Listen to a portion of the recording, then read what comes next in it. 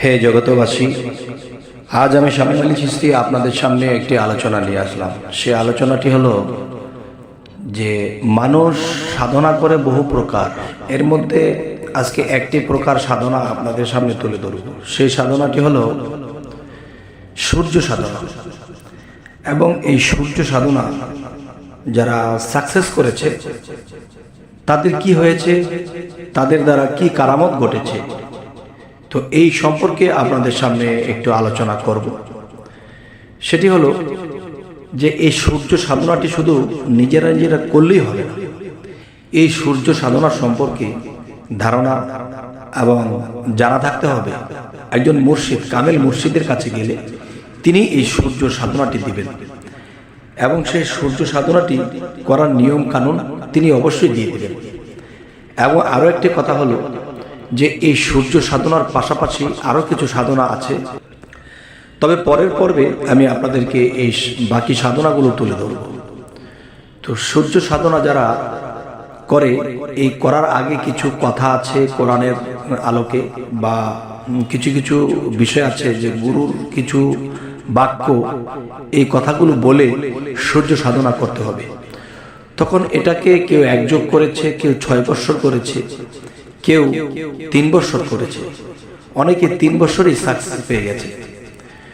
তো প্রথমত যে সাধনার যে বিষয়টি, সেই বিষয়টি হলো মানুষ যখন দেখা যায় একটা কিছু যে একদিকে দৃষ্টি দিয়েছেন, এখন দেখা যায় মানুষের হাতে যদি একটা করাত থাকে, সেই করাত দিয়ে যে কাঠ কাটে, আবার দেখা গেছে গাছ কাটে। এখন দেখা গেছে এই করাত দিয়ে যদি মানুষের গলায় যদি পোষ মারে, তবু গলাটাও কেটে যাবে।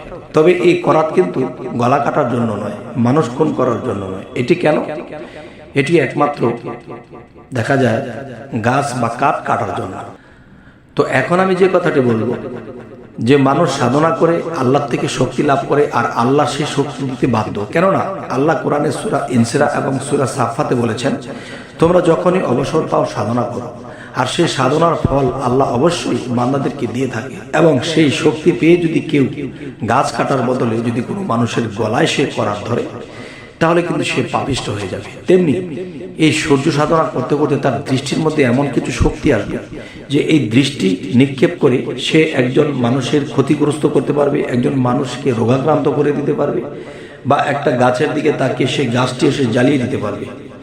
কিন্তু আমাদের মূল উদ্দেশ্য এটা নয় যে আমি যদি এই চক্ষু দিয়ে যখন আমি সাধনা করেছি, তখন সাধনা করার পরে এখানে একটি পাওয়ার আল্লাহর তরফ থেকে দেওয়া হয়েছে, এবং এই পাওয়ার কিন্তু সূর্যের মধ্যেও দেওয়া আছে।